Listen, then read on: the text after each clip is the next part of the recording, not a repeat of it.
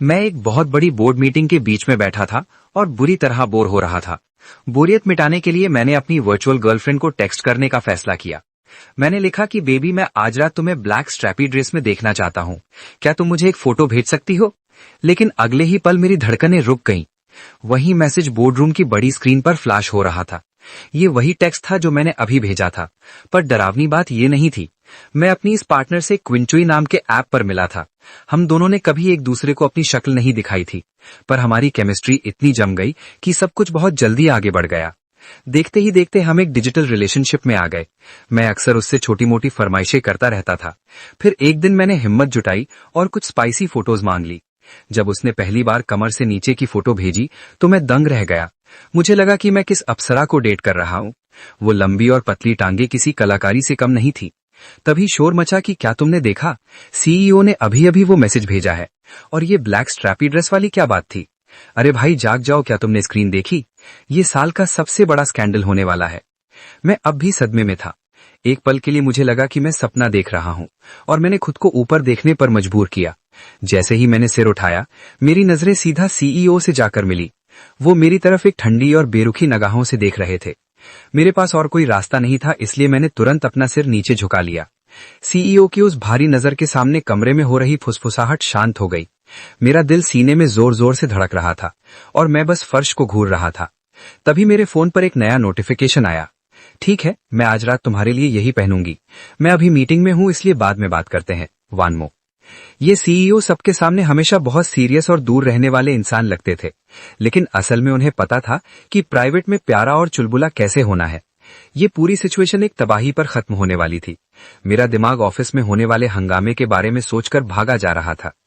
Baby, मुझसे बात करो। क्या तुम इसलिए नाराज हो क्योंकि मैंने जल्दी रिप्लाई नहीं दिया? मैं इसकी भरपाई कर दूंगी, ठीक है? मेरी स्क्रीन अनरीड मैसेजेस से भरी पड़ी थी और वो हर एक मैसेज मेरे ऑनलाइन बॉयफ्रेंड की तरफ से था। उसे लग रहा है कि मैं उसे इग्नोर कर रही हूँ, पर उसे अंदाजा भी नहीं है कि अभी क्या हुआ है। सच तो यह है कि मुझ में इतनी हिम्मत ही नहीं है। अचानक चैट पर ब्लैक स्टॉकिंग्स पहने हुए किसी की फोटो आई। रुको, क्या ये वही ब्लैक स्टॉकिंग्स नहीं है जो आज सुबह मीटिंग में सीईओ ने देखी थी? यहाँ तक कि हाई हील्स का डिजाइन भी बिल्कुल वैसा ही है। तभी डायरेक्टर मेरी डेस्क के पास आए और बोले कि सेंसे, आप क्या देख रही हैं? प्रेसिडेंट आपको अभी अपने ऑफिस में देखना चाहते हैं। अब तो मैं सच में फंस गई हूँ। बड़ी मुसीबत खड़ी हो गई है। मैंने अपने फोन को इतनी जोर से पकड़ा कि मेरी उंगलियां सफेद पड़ गईं। मैं कांपते हुए प्रेसिडेंट की डेस्क के सामने अजीब तरह से खड़ी थी। किसी तरह मेरे गले से आवाज निकली कि सर, क्या आपने मुझे बुलाया? इस वक्त तक मेरी ऑनलाइन रोमांस वाली सारी एक्साइटमेंट गायब हो चुकी थी। अगर उन्हें पता चला कि मैं बस उनकी एक मामूली एम्प्लॉई हूं, तो ब्रेकअप पक्का है। प्रेसिडेंट अपने कंप्यूटर में डूबे हुए थे, न जाने क्या कर रहे थे। इसी बीच मेरा फोन मेरे हाथ में लगातार बज रहा था। प्रेसिडेंट ने अचानक ऊपर देखा और उनके चेहरे पर चिड़चिड़ाहट साफ थी। मैंने कहा कि आपके काम में रुकावट डालने के लिए माफी चाहती हूँ। मैं इसे अभी बंद कर देती हूँ। कमरे का तनाव दम घोटने वाला था और बढ़ता ही जा रहा था। हम करीब 20 मिनट तक उसी हालत में रहे। आखिरकार चेहरे पर निराशा लिए प्रेसिडेंट अपनी डेस्क से खड़े हुए। उन्होंने मेरी तरफ ठंडी नजरों से देखा और कहा कि मीटिंग के दौरान तुम बिल्कुल खोई हुई थी। तुम्हारा ध्यान कहीं और था और पिछले महीने की प्रोजेक्ट में भी काफी गलतियां थी। तुम जानती हो कि ये कंपनी काम न करने वालों को सैलरी नहीं देती। प्रेसिडेंट की बात सुनकर मेरा पूरा शरीर कांप उठा। क्या वो मुझे फायर करने वाले हैं? मैं लड़खड़ाते हुए बोली कि मुझे माफ कर दीजिए। हाल ही में घर पर कुछ परेशानियां चल रही थी, जिसकी वजह से मेरा ध्यान भटक गया था। मैं वादा करती हूँ सर, ऐसा फिर कभी नहीं होगा। लेकिन सच तो ये था कि मैंने पूरी रात उस आदमी से बात करने में बिताई थी जो ठीक मेरे सामने खड़ा था। हमारी फोन कॉल इतनी लंबी और गहरी थी कि मैं एक पल के लिए भी सो नहीं पाई। उन्होंने अपनी आंखें सिकोड़ी और वार्निंग दी कि अगर भविष्य में एक भी गलती हुई तो तुरंत मेरी नजरों से दूर हो जाना। सीईओ ने मुझे जाने का इशारा करते हुए हाथ हिलाया। मैं अपनी डेस्क पर वापस आ गई और मुझे ऐसा महसूस हुआ जैसे मैं मौत के मुंह से बचकर निकली हूं। मैंने नीचे देखा तो मेरे ऑनलाइन बॉयफ्रेंड के दर्जनों अनरीड मैसेजेस पड़े थे। मैंने अपना सिर पकड़ लिया और इस सारे पागलपन के बारे में सोचने लगी। हनी, प्लीज मुझसे बात करो, उनके मैसेज में लिखा था।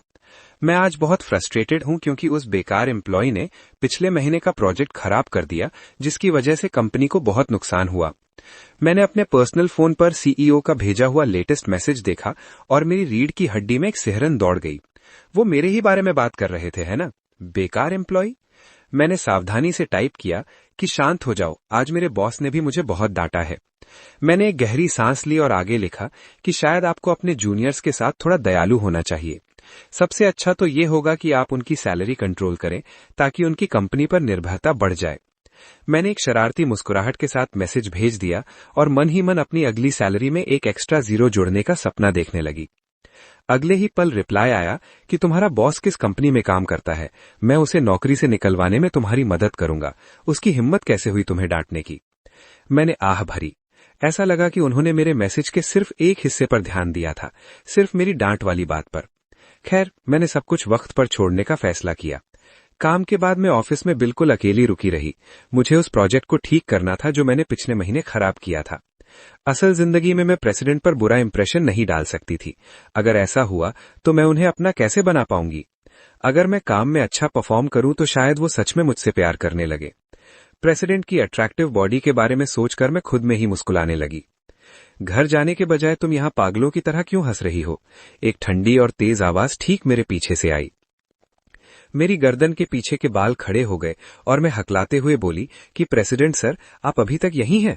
मैं बस थोड़ी ज्यादा मेहनत करने की कोशिश कर रही हूं। आखिर पिछले महीने के प्रोजेक्ट में गलती जो हुई थी। ये सुनकर प्रेसिडेंट ने एक शब्द भी नहीं कहा। वो बस पीछे मुड़े और वापस अंदर चले गए। उस ठंडे और पहुंच से दूर इंसान को जाते हुए देख मैंने एक शरारती मुस्कान दी। हनी, क्या तुम्हारी छुट्टी हो गई? मैंने अपने ऑनलाइन क्रश यानी प्रेसिडेंट को मैसेज किया। जवाब तुरंत वापस आया कि बस ऑफिस से निकल ही रहा हूं, कुछ खाने जा रहा हूं। मैं एक गुड बॉय हूं ना? उन्हें इस प्यारे लहजे में बात करते देख मुझे हल्की सी गिल्ट महसूस हुई। यकीन करना मुश्किल था कि वो और ये इंसानी बर्फ का पहाड़ एक ही शख्स है। बहुत अच्छे लड़के हो। ये लो तुम्हारे लिए एक किस। मैंने अपनी वर्क यूनिफॉर्म छुपाते हुए जल्दी से अपने होठों की एक सेल्फी ली और भेज दी। कितना बोल्ड कदम था। तभी मेरे बॉस का मैसेज आया कि वैसे हमें एक दूसरे को जानते हुए काफी समय हो गया है, अब मैं तुमसे मिलना चाहता हूं। मैं सन्न रह गई और मुझे कुछ समझ नहीं आया। क्या वो हमारे डेली ऑनलाइन मजे से खुश नहीं थे? क्या वो अब असल जिंदगी में आमना सामना करना चाहते थे? अभी मिलने का सही वक्त नहीं था। वो अभी मुझे पूरी तरह नहीं जानते थे। तुम बहुत मतलबी हो, हम एक दूसरे को जानते ही नहीं हैं, जबकि मैंने तुम्हें अपना हर रूप दिखा दिया है। किस्मत अच्छी थी कि उन्होंने मिलने के लिए ज्यादा जोर नहीं दिया। क्लाइंट का प्रपोजल तैयार करना और साथ ही अपने बॉस के साथ फ्लर्ट करना, ये बहुत ही अजीब एहसास था। मुझे उम्मीद नहीं थी कि वो इतनी जल्दी वापस आ जाएंगे। वो मुझसे बिना बात किए सीधा अपने ऑफिस के अंदर चले गए।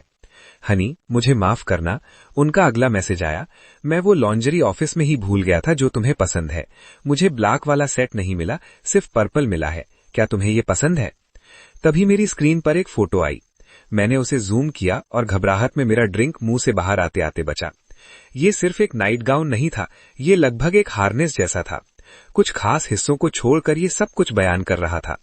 मैंने अपना सिर झटकते हुए खुद से कहा कि मैं इसके बारे में और नहीं सोच सकती। मैंने खुद को शांत किया और काम पर ध्यान लगाने की कोशिश की। उनका मैसेज आया कि मैं अभी ऑफिस में ही हूँ। बाहर एम्प्लॉइज ओवर टाइम कर रहे हैं, इसलिए मैं आज तुमसे फोन पर बात नहीं कर सकता। कितना बोरिंग है। मुझे देर तक काम करना बिल्कुल पसंद नहीं है। ये मैसेज देखकर मेरा खून खौल गया। हम दोनों एक ही तो हैं, फिर असल जिंदगी में मेरे साथ इतना अलग बर्ताव क्यों? मेरे दिमाग में एक शरारती आइडिया आया और मैंने मुस्कुराते हुए टाइप किया, याद है तुमने उस दिन क्या कहा था कि मैं जो कहूंगी तुम वही करोगे? अपने ऑफिस के अंदर सीईओ ने जैसे ही ये मैसेज देखा, उनके गाल लाल हो गए। मेरा पहला ऑर्डर ये है कि वो पर्पल लॉन्ड्री पहनो, ऊपर से एक कोट डालो और अपने एम्प्लॉय को बाहर खाना खिलाने ले जाओ। मैसेज भेजते ही मैंने अपना फोन अलग रख दिया ताकि मैं प्रोफेशनल दिख सकूं, पर मेरा दिल जोर जोर से धड़क रहा था। क्या इसे वाकई रोल प्ले माना जा सकता है? मुझे नहीं लगता कि यह अच्छा आइडिया है, खासकर तब जब मैं उस एम्प्लॉय को ठीक से जानता भी नहीं। क्या होगा अगर उसने मुझे गलती से देख लिया तो? क्या तुम वही नहीं थे जिसने कहा था कि तुम्हें कुछ एक्साइटिंग चाहिए? शायद हमें इसे यहीं छोड़ देना चाहिए। सच कहूं तो मैं भी हैरान थी जब मुझे पता चला कि मेरे इस ऑनलाइन पार्टनर का स्वभाव थोड़ा दबकर रहने वाला है। ये जानकर कि वो असल में सीईओ है, मेरा इरादा उन्हें अपने इशारों पर नचाने का और भी पक्का हो गया। ठीक है, मैं समझ गया। उनका रिप्लाई आया, नाराज मत हो। मैसेज मिलते ही मैंने अपना कंप्यूटर बंद कर दिया। जल्द ही पूरे ऑफिस में एक गहरा सन्नाटा छा गया। मैंने कान लगाकर सुना तो सीईओ के ऑफिस से कुछ सरसराहट की आवाज आ रही थी। मेरा मन कर रहा था कि अभी अंदर घुस जाऊं, पर मैंने खुद को रोका। जब सन्नाटा पूरी तरह छा गया तो मैं खड़ी हुई और घर जाने का नाटक करने लगी। तभी ठीक समय पर सीईओ अपने ऑफिस से बाहर निकले। मैंने अपनी तिरछी नजरों से उन्हें देखा। उन्होंने सच में एक लंबा कोट पहना हुआ था, जिसके नीचे पर्पल लेस की वो पतली परत छिपी थी। मुझे एक अजीब सी एक्साइटमेंट महसूस हुई। मैंने जोर से कहा कि सीईओ सर, मैंने आज का लगभग सारा काम खत्म कर लिया है, अब मैं निकल रही हूं। तभी उन्होंने मुझे वहीं रोक लिया। मैंने अनजान बनते हुए उनकी तरफ बड़े कौतूहल से देखा। रात काफी हो गई है और मैंने अभी तक कुछ खाया नहीं है, मेरे साथ डिनर पर चलो। जब उन्होंने ये शब्द कहे तो मैं लगभग उनके दांत पीसने की आवाज सुन सकती थी। मैंने ऐसे नाटक किया जैसे मैं बहुत ज्यादा घबराई हुई हूं और हाथ हिलाते हुए उन्हें मना करने लगी। अरे नहीं सर, आप बहुत दयालु है, पर मैं तो बस अपना काम कर रही हूं, मैं घर जाकर ही कुछ खा लूंगी। बकवास बंद करो, अगर तुम नहीं आई तो कल काम पर आने की जरूरत नहीं है। उन्होंने मुझे मना करने का मौका ही नहीं दिया और मुड़कर चलने लगे। तभी मेरे फोन पर एक नया मैसेज आया। हनी, मैं उसे खाने के लिए कहाँ ले जाऊं? मैंने पहले कभी किसी को इनवाइट नहीं किया है। मैं अपने आगे चलते हुए सीईओ को देख रही थी, जिनका शरीर एकदम सख्त और फॉर्मल था। ये सब इतना प्यारा था कि मुझे लगभग हंसी आ गई। मैंने वापस टाइप किया कि अपनी एम्प्लॉय से ही क्यों नहीं पूछ लेते, उसकी राय लेना एक अच्छा आइडिया हो सकता है। मैं बिल्डिंग के ग्राउंड फ्लोर तक उनके पीछे पीछे गई। जब तक हम उनकी कार तक नहीं पहुंचे, मैं उनके पीछे ही चलती रही। प्रेसिडेंट सर, इनविटेशन के लिए आपका बहुत बहुत शुक्रिया। मैं वादा करती हूं कि अब से कंपनी के लिए और भी ज्यादा मेहनत करूंगी। तुम क्या खाना चाहती हो? उन्होंने मेरी बात काटते हुए ठंडी और तीखी आवाज में पूछा। मुझे थोड़ी चिढ़ हुई ये जानकर कि वो अपना नरम पक्ष सिर्फ मेरी ऑनलाइन पहचान को दिखाते हैं, जबकि असल जिंदगी वाली मैं उनके जूते चमकाने के लायक भी नहीं हूं। मेरे दिमाग में एक छोटा सा प्रैंक करने का आइडिया आया। चलिए स्पाइसी हॉट पॉट खाने चलते हैं। इस मौसम में पसीना बहाना और फिर नहाना सबसे बेस्ट फीलिंग है। हॉट पॉट का नाम सुनते ही सीईओ हिचकिचाए। उनका रिएक्शन देखते ही मैंने आग में घी डालने का फैसला किया। वैसे क्या हमें किसी सस्ती जगह चलना चाहिए? क्या इसके लिए हॉट पॉट थोड़ा ज्यादा महंगा नहीं होगा? जैसे ही मैंने अपनी बात खत्म की, सीईओ ने झटके से अपना सिर घुमाया और मुझे घूर कर देखा। बिना एक शब्द कहे उन्होंने एक्सीलरेटर पर पैर रख दिया। उन्होंने गाड़ी इतनी तेज भगाई कि कार रॉकेट की तरह आगे बढ़ी। पूरे रास्ते हमने बात नहीं की और मैं तिरछी नजरों से उनका सपाट चेहरा देखती रही। साफ था कि मैंने उनकी दुखती रग पर हाथ डाल दिया था। अंदर ही अंदर मैं ठहाके मार रही थी। चलो देखते हैं, कब तक तुम ऐसे बड़े और महान बनने का नाटक करते हो? कब तक जताते हो कि तुम इन सब चीजों से ऊपर हो? बस देखते जाओ, मेरा प्यार का ये मिशन तो आज बस शुरू ही हुआ था। मेरे बताए हुए रास्ते पर चलते हुए प्रेसिडेंट जल्द ही पास के एक मशहूर हॉट पॉट स्पॉट पर पहुंच गए। उन्होंने कार से बाहर कदम रखा और देखा कि जगह पूरी तरह भरी हुई थी और हवा में मसालों की तीखी खुशबू घुली हुई थी। प्रेसिडेंट हिचकिचाए और काफी देर तक बिना हिले डुले एंट्रेंस पर ही खड़े रहे। मैं पूरे कॉन्फिडेंस के साथ अंदर चली गई, खिड़की के पास वाली एक सीट पकड़ी और मेन्यू से ऑर्डर करना शुरू कर दिया। करीब 10 मिनट बीत जाने के बाद आखिरकार उन्होंने कदम बढ़ाया। प्रेसिडेंट बड़ी सावधानी से अंदर आए और मेरे सामने बैठ गए। उन्हें देखकर लग रहा था कि वो बस वहां से भागना चाहते हैं। बॉस, देखिए यहाँ कितनी गर्मी है, क्या आप सच में ये भारी कोट पहनकर ही रखेंगे? क्यों ना आप इसे उतार दें और थोड़ी देर चैन से बैठें? ये कहते ही मैंने अपनी वर्क यूनिफॉर्म उतार दी। मैंने नीचे हाफ स्लीव वाली टी शर्ट पहनी हुई थी। प्रेसिडेंट ने एक शब्द भी नहीं कहा, वो बस मुझे घूरते रहे। लेकिन जैसे ही उनकी नजर मेरी टी शर्ट पर पड़ी, वो सदमे में जम गए। मैंने उनके चेहरे के अजीब हाव भाव देखे और खुद को नीचे देखा। अगले ही पल मुझे पैनिक होने लगा। ये बिल्कुल वही टी शर्ट थी जो मैंने हमारी वीडियो कॉल के दौरान पहनी थी। क्या मैं अभी इसी वक्त पकड़ी जाने वाली थी? प्रेसिडेंट ने आखिरकार ठंडे लहजे में जवाब दिया कि समझदार हो। उन्होंने नीचे देखा और अपना फोन चलाने लगे। मैंने राहत की एक लंबी सांस ली। अचानक मेरी स्क्रीन पर एक नोटिफिकेशन आया।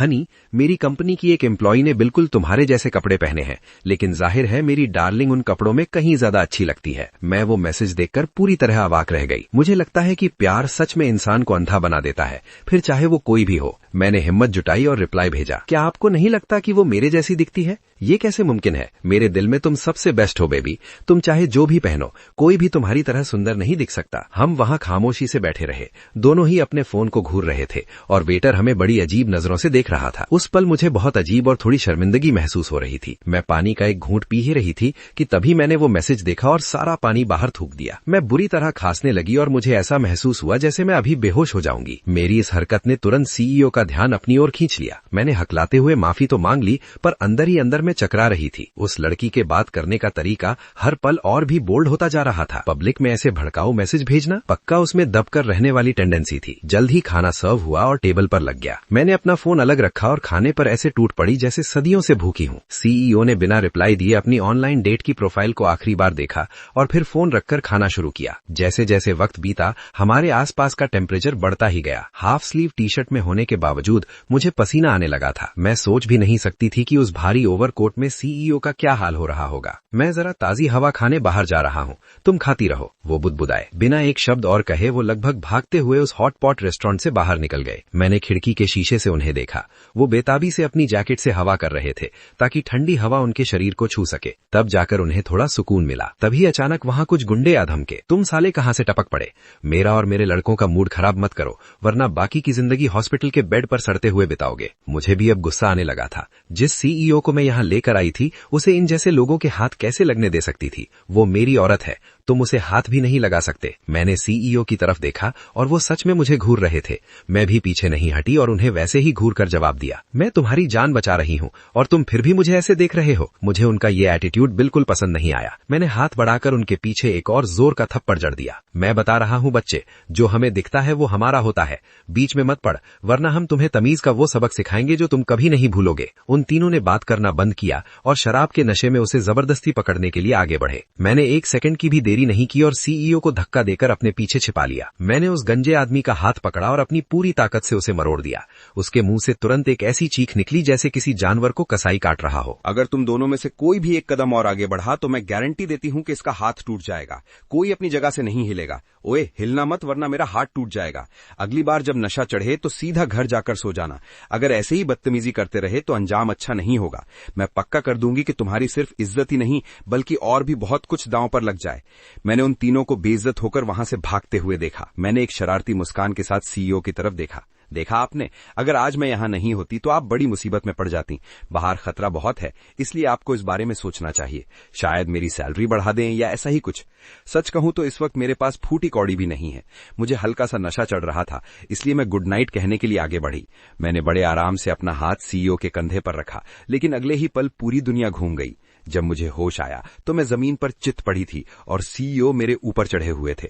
उन्होंने मुझे एक परफेक्ट सबमिशन होल्ड में जकड़ रखा था और मैं पूरी तरह लॉक हो चुकी थी। मेरा एक हाथ मेरी पीठ के पीछे फंसा हुआ था। मैंने अपने खाली हाथ से जमीन थपथपाना शुरू किया, पर सीईओ का मुझे छोड़ने का कोई इरादा नहीं था। सिस्टर, क्या आपको कुंफू आता है? आपने पहले कभी बताया नहीं। रुकिए, क्या ये एक बड़ी गलतफहमी नहीं है? क्या ये इसलिए है क्योंकि मैंने आपकी पीठ पर 2 बार थप्पड़ मारे थे? हार मानकर मुझे झुकना ही पड़ा। देखिए, वो कोई नॉर्मल सिचुएशन नहीं थी। वो 3 लोग थे और बहुत बदमिजाज थे। मुझे बस डर था कि आपको चोट न लग जाए। मैं तो बस चाहती थी कि आप थोड़े शांत हो जाएं। लेकिन सीईओ मेरी सफाई सुनने के मूड में बिल्कुल नहीं थे। मेरे हाथ पर उनकी पकड़ का प्रेशर और बढ़ने लगा। बॉस प्लीज मुझे छोड़ दीजिए, बहुत दर्द हो रहा है। हिलने की कोशिश करना और फिर भी दबे रहना अब बर्दाश्त से बाहर था। ये औरत सच में बहुत टफ है। तुम अपनी हद पार कर रही हो, वो फुसफुसाए। याद रखो कि तुम सिर्फ एक एम्प्लॉई हो।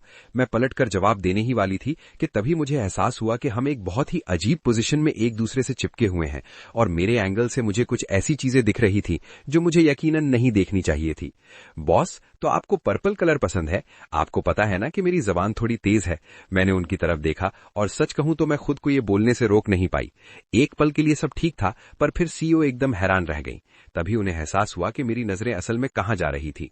आधे घंटे बाद मैं अपनी गर्दन से छाता लटकाए बहुत बुरी हालत में चल रही थी। गुस्से में पैर पटकते हुए मैं आग बबूला दिख रही थी। देखा, मैंने क्या कहा था, जल्दबाजी शैतान का काम है। वाकई ये शैतान का ही काम है। अब सब कुछ बढ़िया हो गया है। आपकी सबसे काबिल एम्प्लॉई ने आधिकारिक तौर पर अपनी नौकरी खो दी है। ठीक है, फिर कल से काम पर आने की जरूरत नहीं है, तुम फायर की जाती हो। भले ही सीईओ ने ये शब्द जोर से कहे थे, पर मैं उनकी आंखों में पछतावे की एक झलक देख सकती थी। ये देखकर मैंने एक प्यारी सी मुस्कान दी, उनके करीब गई और सीधा उनकी आंखों में देखा। लोग कहते हैं कि आप अपने एम्प्लॉयज के लिए बहुत अच्छी हैं। मुझे नहीं लगता कि आप मुझे इतनी आसानी से फायर कर सकती हैं। वैसे भी मैंने अभी अभी आपकी जान बचाई है। वो दखल अंदाजी थी, जान बचाना नहीं। वो खड़ी हुई और इमरजेंसी एग्जिट की तरफ बढ़ गई। मैं बस वहीं खड़ी रही और उनके चेहरे पर एक हल्की मुस्कान के साथ उन्हें जाते हुए देखती रही। बिल्कुल वैसा ही हुआ जैसा मैंने सोचा था। जब मैंने अपना फोन निकाला तो सीईओ का एक मैसेज पहले से ही मेरा इंतजार कर रहा था। हनी, मुझे माफ करना, मैं आज रात तुम्हारे साथ नहीं रह पाऊंगी। मुझे यहाँ कुछ बिजनेस के मामले संभालने हैं। सीईओ का रिप्लाई लगभग तुरंत आया कि क्या हुआ। जैसे ही मैंने टाइप करना शुरू किया, मेरी नजर अपने पट्टी बंधे हुए बाएं हाथ पर पड़ी। मैंने हार मानकर एक मुस्कान दी। नहीं, कंपनी के कुछ प्रोजेक्ट्स में दिक्कत आ गई है जिन्हें ठीक करना जरूरी है। मैं आज रात बहुत बिजी रहूंगी, इसलिए मेरा इंतजार मत करना। अगली बार मैं पक्का इसकी भरपाई कर दूंगी। अंदर ही अंदर मैं शिकायत करना बंद नहीं कर पा रही थी। मेरे टूटे हुए हाथ के बारे में एक शब्द नहीं कहा, एक भी नहीं, और ऊपर से ये कंपनी प्रोजेक्ट्स। ठीक है, अपने उदास चेहरे के बावजूद मैंने एक कॉन्फिडेंट मुस्कान के साथ बात की। मैंने तुरंत अपनी हंसी रोकी और सिर हिलाकर इशारा किया कि सब ठीक है। तुम कहाँ रहती हो?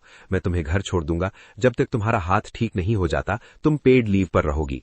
सीईओ मुड़ी और मुझे बोलने का एक भी मौका दिए बिना वहां से चलने लगी। मेरे पास और कोई रास्ता नहीं बचा था, इसलिए मैं उनके पीछे पीछे हॉस्पिटल से बाहर आई और कार में बैठ गई। अपना पता बताओ, मैं तुम्हें छोड़ने जा रहा हूं। ऐसा लग रहा था जैसे सीईयू को मुझसे बात करने में बिल्कुल भी दिलचस्पी नहीं थी। शायद इसलिए क्योंकि मेरी मौजूदगी की वजह से वो आज रात अपनी ऑनलाइन डेट से बात नहीं कर पा रहे थे और वो सारा गुस्सा मुझ पर निकाल रहे थे। मैंने अपनी पैंट की जेब में हाथ डाला और बेबसी भरे चेहरे के साथ उनकी तरफ देखा। आई एम सॉरी सर, वो खो गई है। शायद उन गुंडों से लड़ते वक्त गिर गई होगी, या शायद तब जब आप मेरे ऊपर चढ़े हुए थे। अब मैं वापस नहीं जा सकती। जैसे ही उन्होंने मेरे मुंह से ये सुना कि वो मेरे ऊपर चढ़े हुए थे, सीईओ का चेहरा शर्म से एकदम लाल हो गया। फिर उन्होंने मुझे बहुत ही खतरनाक नजरों से देखा। अगले ही पल उन्होंने मेरा वो हाथ पकड़ लिया जिस पर प्लास्टर चढ़ा हुआ था। अगर तुमने दोबारा मेरे सामने इस बात का जिक्र करने की हिम्मत की तो मैं पक्का कर दूंगी कि ये फ्रैक्चर और भी बुरा हो जाए, समझी? अपने बॉस की वो गुस्से भरी नजर देखकर मेरा हलक सूख गया। मैंने तुरंत सिर हिलाकर हां कह दिया। सीईओ ने अपना हाथ पीछे खींचा और कुछ देर सोचा। मैं तुम्हें एक होटल ले चलता हूं, तुम वहीं आराम करना और सारा खर्च मैं उठाऊंगा। नहीं, बहुत दर्द हो रहा है। मैंने अपना हाथ पकड़ लिया और सोचा कि अभी अकेले कुछ भी करना नामुमकिन है, खासकर होटल में जहां देखभाल करने वाला कोई ना हो। जब मैंने सुना कि सीईओ मुझे होटल में छोड़ना चाहते हैं तो मैंने सबसे पहले मना किया। अगर मैं होटल के कमरे में कैद हो गई तो इस सिचुएशन का फायदा कैसे उठा पाऊंगी? इसलिए मैंने थोड़ा नखरा करना शुरू किया और उन्हें याद दिलाया कि मैंने पूरी रात उनकी मदद की है। क्या आप सच में मुझे होटल में अकेला छोड़ देंगे? मेरी नेकी का तो कोई सिला ही नहीं मिल रहा। ठीक है, तुम मेरे घर चल रही हो। मैं कल सुबह ताला खोलने वाले को फोन कर दूंगा। जैसे ही तुम्हारे घर का दरवाजा ठीक होगा तुम बाहर जाओगी। मुझे और परेशान मत करना। आखिरकार मेरी इतनी मिन्नतें सुनने के बाद सीईओ और बर्दाश्त नहीं कर पाए। उन्होंने मुझे एक रात के लिए अपने घर ले जाने का फैसला किया। भले ही ये वैसा रिजल्ट नहीं था जैसा मैं चाहती थी। मेरा असली प्लान तो ठीक होने तक उनके घर में जमने का था, पर यह भी चलेगा। कम से कम मुझे प्रेसिडेंट का प्राइवेट बेडरूम तो देखने को मिलेगा। शायद मैं पूरी कंपनी में ऐसी पहली इंसान हूं जिसे यह मौका मिला है। मैं बहुत संतुष्ट थी, जबकि सीईओ गुस्से में गाड़ी चला रहे थे और मैं पैसेंजर सीट पर आराम से बैठी थी। जल्द ही वो एक लग्जरी रेजिडेंशियल कॉम्प्लेक्स के अंदर पहुंचे। मैंने वहां के माहौल को देखा तो दंग रह गई। रात के वक्त भी वहां का नजारा किसी शाही विला जैसा लग रहा था। वहां हरी भरी पहाड़ियां और कांच जैसा साफ पानी था। मैं बस अपना मुंह खोलकर उसे देखती रही। सीईओ ने मेरा चेहरा देखा, फिर पीछे मुड़कर मुझे एक जोर का झटका दिया। उन्होंने मेरा हाथ पकड़ा और मुझे खींचते हुए ले जाने लगे। उनकी नजर में मैं बहुत ही शर्मिंदा करने वाली हरकतें कर रही थी। अरे लू, क्या वो खूबसूरत और पत्थर दिल प्रेसिडेंट शाओकू नहीं थी? मैंने आज तक उन्हें किसी बाहरी इंसान को घर लाते नहीं देखा। अब मुझे किसी बात पर हैरानी नहीं होती। हर किसी को कभी न कभी साथ की जरूरत पड़ती ही है, पर वो बच्ची तो एकदम बेहाल दिख रही है। सीईओ मुझे घसीटते हुए एंट्रेंस की तरफ ले जाते रहे। मुझे अंदाजा भी नहीं था कि सिक्योरिटी गार्ड्स पीछे हमारे बारे में गपशप शुरू कर चुके थे। जब हम लिफ्ट तक पहुंचे तो सीईओ ने राहत की सांस ली कि उन्हें कोई जान पहचान वाला नहीं मिला। अगर कोई उन्हें इस हाल में किसी के साथ देख लेता तो न जाने क्या बातें बनती। तभी सीईओ को एहसास हुआ कि उन्होंने अभी भी मेरा हाथ मजबूती से पकड़ रखा है। मैंने उनकी तरफ देखा और धीरे से कहा कि कोई बात नहीं, अगर आप मेरा फायदा उठाना चाहते हैं तो मुझे बुरा नहीं लगेगा। मैंने उन्हें एक शरारती और तिरछी नजर से देखा। यह साफ था कि अगर उन्हें मेरी हालत पर थोड़ा भी पछतावा नहीं होता तो अब तक उन्होंने मेरे चेहरे पर एक थप्पड़ जड़ दिया होता। मैंने देखा कि सीईओ ने मेन दरवाजा खोलने के लिए चाबियां निकाली। मेरा दिल एक्साइटमेंट के मारे सीने में जोर जोर से धड़क रहा था। आखिरकार मैं वो पहला मर्द बनने वाली थी जिसने उनके इस प्राइवेट ठिकाने में कदम रखा था। जैसे ही लाइट जली मैं वहां एकदम सुन्ने खड़ी रह गई। मैंने सीईओ के उस बड़े से घर के एक एक कोने को स्कैन किया। किसने सोचा था कि उनकी पसंद और घर की सजावट मेरे दादाजी के जमाने जैसी पुरानी होगी। वो इस विशाल घर में बिल्कुल अकेली रहती हैं, फिर भी यहाँ का स्टाइल बहुत ही साधारण और मिनिमलिस्ट है। क्या ये किसी बड़ी पब्लिक कंपनी के सीईओ का घर है? बुनियादी फर्नीचर के अलावा वहां और कुछ भी नहीं था। किसी पर्सनल टच की कमी की वजह से वो पूरी जगह बहुत ठंडी और खाली महसूस हो रही थी। पहली मंजिल पर बाईं तरफ वाला वो कमरा जो बाथरूम के पास है, तुम आज रात वहीं रहोगी, उन्होंने हुक्म दिया। और खबरदार, जो तुमने अपनी हद पार करने की कोशिश की, अगर मैंने तुम्हें उन सीढ़ियों पर चढ़ते हुए पकड़ लिया तो फिर पुलिस बुलाने और तुम्हें यहां से घसीट कर बाहर निकलवाने के लिए मुझे दोष मत देना। सीईओ ने ऊपर वाले बाथरूम की तरफ जाने से पहले कुछ और कड़े रूल समझा दिए। घर में पानी चलने की आवाज गूंजने लगी तो मैं लिविंग रूम के सोफे पर बैठ गई और आसपास देखने लगी। पूरा घर ठंडे और minimalist black and white theme से सजा था। कमरे में जान डालने के लिए वहां एक पौधा तक नहीं था। वो एक जवान औरत है, कम से कम लिविंग रूम में थोड़े गुलाबी रंग या कुछ सजावट की उम्मीद तो की ही जा सकती थी। इस जगह को देखकर मुझे सच में उनके लिए थोड़ा बुरा लगने लगा। असल दुनिया में वो एक पावरफुल सीईओ है जिन्हें हर चीज कंट्रोल में रखनी पड़ती है, लेकिन ऑनलाइन वो बस एक मासूम लड़की है जो अपनी रोज की परेशानियां मुझसे शेयर करती हैं। तभी मेरे दिमाग में ख्याल आया, मैं उन्हें बदलना चाहती थी। मैं उस जिंदा दिल और खुश मिजाज लड़की को पूरी तरह बाहर लाना चाहती थी जिसे उन्होंने कहीं छुपा रखा है। अचानक मेरे पेट से भूख के मारे बहुत जोर की आवाज आई। मैंने शुरू में हॉटपॉट खाने का प्लान बनाया था, पर तब से अब तक इतना ड्रामा हो चुका था कि मैं अब सच में भूख से मरी जा रही थी। मैं उठकर किचन में कुछ खाने के लिए ढूंढने ही वाली थी, पर मुझे एहसास हुआ कि मैं पहले उन्हें देखना चाहती हूँ, अपनी उस ऑनलाइन डेट को असलियत में देखना चाहती हूँ। मैंने पूरे 1 घंटे तक अपनी भूख बर्दाश्त की और उनके शावर खत्म करने का इंतजार किया। आखिरकार सीईओ बाहर आईं। उन्होंने मुझे सोफे पर बेहाल पड़े देखा और पूछा कि तुम अभी तक बिस्तर पर क्यों नहीं गई? मुझे बहुत भूख लगी है, इतनी भूख कि मैं सोने के बारे में सोच भी नहीं सकती। सीईओ ने मेरी तरफ देखा और उनके चेहरे पर बेबसी के भाव थे। वो नीचे आईं और फ्रिज से ठंडे दूध का एक कार्टन निकाला। उन्होंने आह भरते हुए उसे मेरी तरफ बढ़ाया। ये लो, इसे पियो और आराम करो, उन्होंने हल्के लाल चेहरे के साथ कहा। मैं कल सुबह तुम्हें वापस तुम्हारे घर छोड़ दूंगा। मैंने उस दूध की तरफ देखा और फिर वापस उनकी ओर। बॉस, सिर्फ इतना? हम दोनों में से किसी ने डिनर नहीं किया है। आप सिर्फ मेरे साथ ही नहीं बल्कि खुद के साथ भी ज्यादती कर रही हैं। उनका चेहरा उतर गया और मैं बता सकती थी कि वो खुद को बड़ी मुश्किल से काबू कर रही थी। उन्हें देखकर ऐसा लग रहा था जैसे उनका मन मुझे गला घोटकर मार डालने का हो रहा है। इसके बजाय वो मुड़ी और फ्रिज का दरवाजा झटके से खोल दिया। उन्होंने एक ही बार में वो सारी चीजें बाहर निकाल ली जो उन्हें वहां मिली। आखिरकार उन्होंने स्टोव जलाया और पानी का एक बर्तन उबलने के लिए रख दिया। मैं पीछे झुककर बैठ गई और एक पल के लिए अपनी आंखें बंद कर ली। मैं बस उस ताकतवर सीईओ के किचन में मेरे लिए बिजी होने की आवाजें सुन रही थी। मैं सोचने लगी कि हम अपने होने वाले बच्चों का नाम क्या रखेंगे। मजेदार बात तो यह है कि इस मोड़ तक हम में से किसी ने एक दूसरे को अपना असली नाम तक नहीं बताया था। मैं अपने बच्चे के प्राइमरी स्कूल जाने के सपने देख ही रही थी कि तभी एक गंध मुझे महसूस हुई। कुछ जलने की महक थी। मैं उछलकर खड़ी हुई और उनकी तरफ देखा। वो वहां खड़ी जली हुई नूडल्स को सीधा कचरे के डिब्बे में डाल रही थी। फिर उन्होंने बर्तन को रगड़कर साफ करना शुरू कर दिया। सीईओ एक बिजी औरत है, जाहिर है कि वो अक्सर खाना नहीं बनाती। जब आप नर्वस हो तो गलतियां होना नॉर्मल है, कम से कम मैंने खुद को यही समझाया। लेकिन फिर मैंने देखा कि उन्होंने बिना धुली हुई कुछ सब्जियां उठाई। उन्होंने बस उन्हें बीच से तोड़ा और सीधा बर्तन में डाल दिया। जब पानी आखिरकार उबलने लगा तो उन्होंने मुट्ठी भर नूडल्स उठाए और बिना कुछ सोचे समझे अंदर फेंक दिए। मैंने पॉजिटिव रहने की कोशिश की, खुद से कहा कि शायद उन्होंने सब्जियां फ्रिज में रखने से पहले धो ली होंगी, पर तभी मैंने उन्हें अंडे फोड़ते देखा। अंडे के छिलके का आधा हिस्सा बर्तन में ही गिर गया और उन्हें कोई फर्क तक नहीं पड़ा। मैं लगभग सोफे से कूद पड़ी। ये औरत पक्का मुझे जहर देने की कोशिश कर रही थी। मैं वहां बस बैठी नहीं रह सकती थी, उन्हें ऐसे काम करते हुए और नहीं देख सकती थी। बॉस, क्यों ना आप ये मुझ पर छोड़ दें? मैं देख सकती हूं कि आपकी प्रैक्टिस थोड़ी छूट गई है। मैंने सही शब्दों के लिए अपना दिमाग दौड़ाया और उनकी गरिमा बनाए रखने के लिए प्रैक्टिस शब्द का इस्तेमाल किया। बस मुझे एक पल के लिए ये संभालने दीजिए, एक बार और कोशिश करने दीजिए, अगली बार पक्का कोई दिक्कत नहीं होगी। उसी पल मुझे सच्चाई समझ आ गई। बात ये नहीं थी कि उनकी प्रैक्टिस छूट गई है, बल्कि सच तो ये था कि उन्हें खाना बनाना आता ही नहीं था। उन्हें ऐसे देखकर मेरे दिल के किसी कोने में उनके लिए हमदर्दी जाग उठी। बॉस, आप बस आराम कीजिए, मैं ये कर लूंगी। ये कहकर मैंने सीईओ से काम अपने हाथ में ले लिया। मैंने उन्हें धीरे से एक तरफ किया ताकि वो जाकर रिलैक्स कर सकें। मेरे मन में उनके लिए बुरा भी लग रहा था। आखिर उन्होंने मेरी इतनी मदद की थी। वो अपने लिए कुछ भी करने की आदी नहीं थी, फिर भी वो यहाँ मेरे लिए खाना बनाने की कोशिश कर रही थी। पर दूसरी तरफ मुझे बहुत तेज भूख लगी थी, इसलिए मैं पूरी महारत के साथ काम में जुट गई। मैंने बर्तन को रगड़कर साफ किया और उसमें ताजा पानी भर दिया। जैसे ही पानी उबलने लगा, मैंने बड़ी सावधानी से काम किया। मैंने सारी चीजें सीधे बर्तन में डाल दी और साथ ही सब्जियों को अच्छी तरह धोना शुरू किया। सीईओ पूरे समय ठीक मेरे पीछे बैठी थी।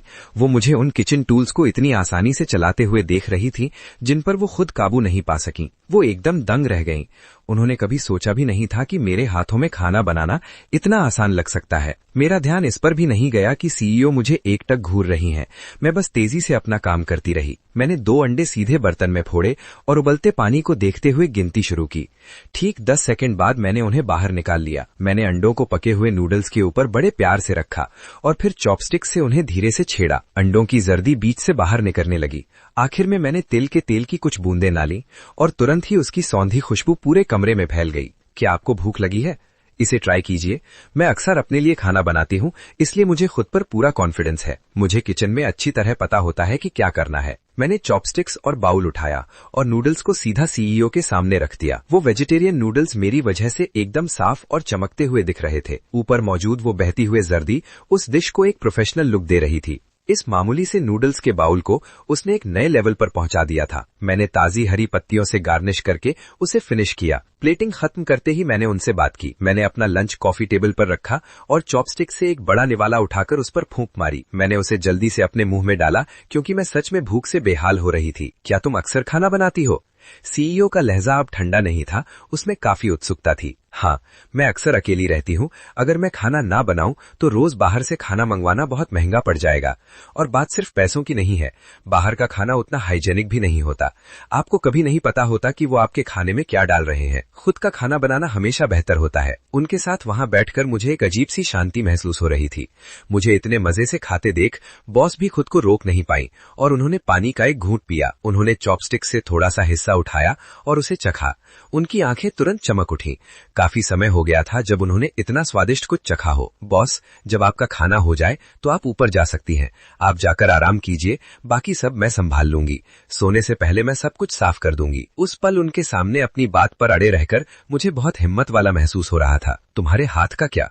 उन्होंने प्लास्टर चढ़े हुए मेरे बाएं हाथ को देखते हुए पूछा। वो सच में फिक्रमंद लग रही थी और मैंने कभी उम्मीद नहीं की थी कि वो मेरी परवाह करेंगी। मैं उनकी तरफ मुड़ी और मुस्कुरा दी। कोई बात नहीं, मैं आज पहले ही बहुत मुसीबत खड़ी कर चुकी हूँ। मैं बस खाली बैठकर कुछ ना करूं, ऐसा नहीं हो सकता। खाना खत्म होने के बाद मैं अपनी बात पर अड़ी रही जब तक कि वो मान नहीं गई। आखिरकार सीईओ सोने के लिए अपने कमरे में चली गई।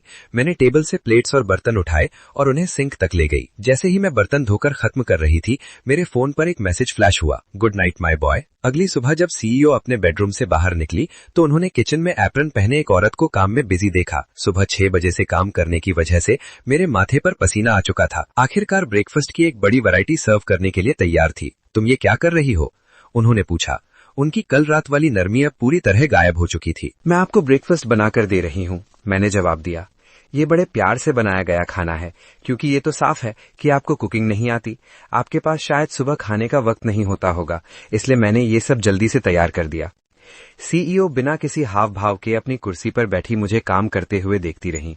फिर उन्होंने अचानक कहा कि खाना खाने के बाद मैं तुम्हें वापस घर छोड़ दूंगा। अंडा फ्राई करते वक्त मेरा पूरा शरीर एकदम अकड़ गया। तो इसका मतलब मैं यहां नहीं रुक सकती। ठीक है, फिर तकलीफ के लिए शुक्रिया, मैंने कहा। मैंने प्लेट में अंडा निकाला, पीछे मुड़ी और एक मुस्कान के साथ उनके पास गई। सीईओ ने एक शब्द भी नहीं कहा।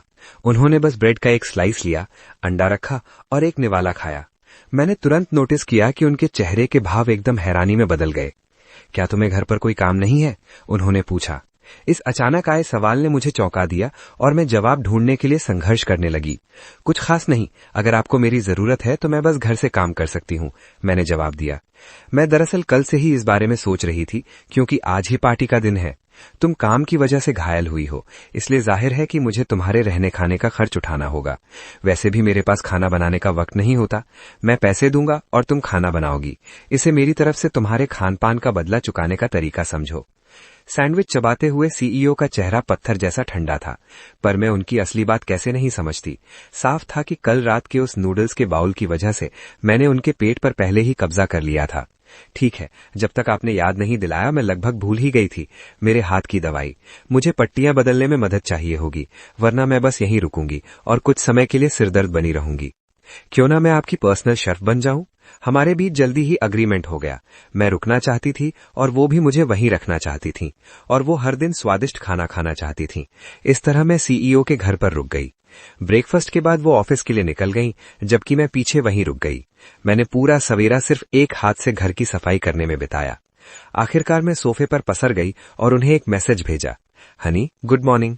उन्होंने ज्यादा कुछ नहीं कहा, बस एक छोटा सा गुड मॉर्निंग लिख दिया। मैं बता सकती थी कि उनके मन में द्वंद्व चल रहा था, जैसे वो किसी को धोखा दे रही हो।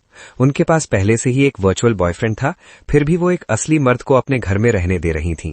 इन ख्यालों को झटकने के लिए उन्होंने सुबह खुद को काम में डुबो लिया। वो पागलों की तरह काम करती रहीं और खुद को थका दिया।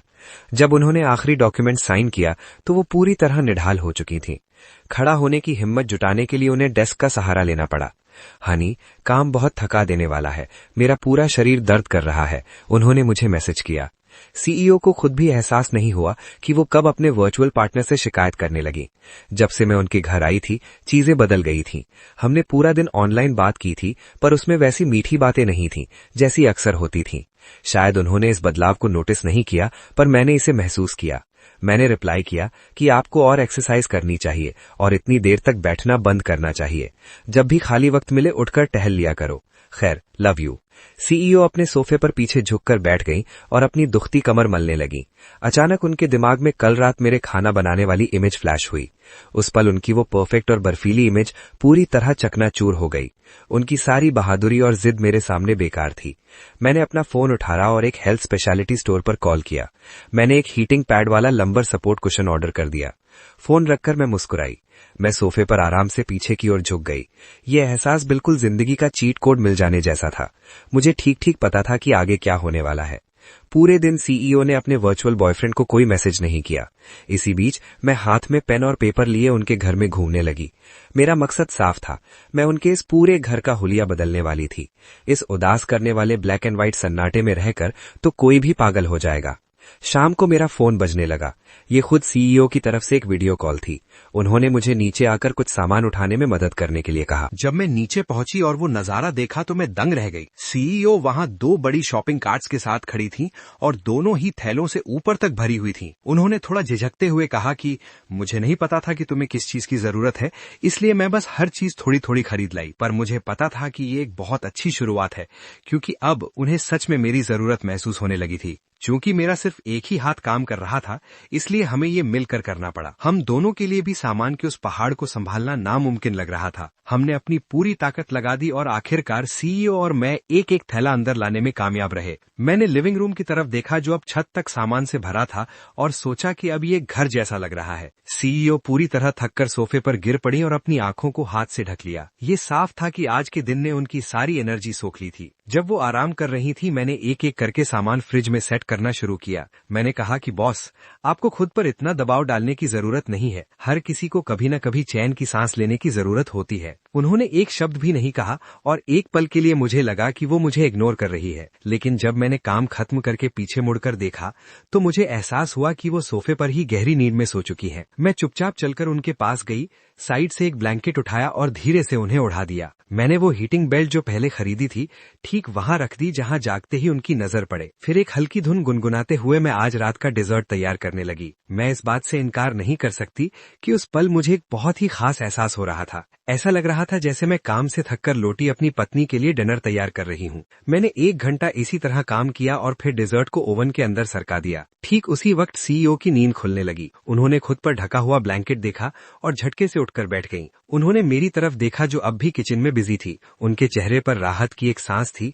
उन्हें एहसास हुआ कि वो आज से पहले किसी अजनबी के पास पास इतनी गहरी नींद में कभी नहीं सोई थी। क्या उसने सच में मुझ पर इतना भरोसा कर लिया था? उसकी नजरें तुरंत कॉफी टेबल पर रखी उस हीटिंग बेल्ट पर जा टिकी। मैंने कहा कि ये मैंने तुम्हारे लिए ऑर्डर किया था। तुम्हें भारी बैग्स के साथ परेशान होते देख मुझे लगा कि शायद तुम्हारी पीठ में दर्द हो रहा होगा। तारीख का हिसाब लगाकर मुझे समझ आ गया था कि उसके पीरियड्स शायद अगले कुछ दिनों में शुरू होने वाले हैं। मैंने उसके लिए वो हीटिंग बेल्ट और थोड़ा ब्राउन शुगर भी खरीदा था, क्योंकि आने वाले दिनों में उसे इसकी जरूरत पड़ने वाली थी। मैं बिना पीछे मुड़े अपने हाथ चलाते हुए लगातार बोल रहा था कि मैं जल्दी से उसके लिए कुछ टेस्टी बना रहा हूँ। मैं अंदाजा लगा सकता था कि मेरी बातों ने उसे कितना इमोशनल कर दिया होगा। मेरा सोचना सही था। वो वहाँ बैठी बस उस बेल्ट और शुगर को हैरानी से देख रही थी। सालों से उसने हर मुश्किल का सामना अकेले किया था और उसकी परवाह करने वाला कोई नहीं था। यहाँ तक कि उसका ऑनलाइन पार्टनर भी सिर्फ बातों से तसल्ली देता था। लेकिन आज उसके सामने खड़ा ये आदमी सच में उसका ख्याल रख रहा था। वो सीईओ अपनी नजरें मुझ पर टिकाए बैठी थी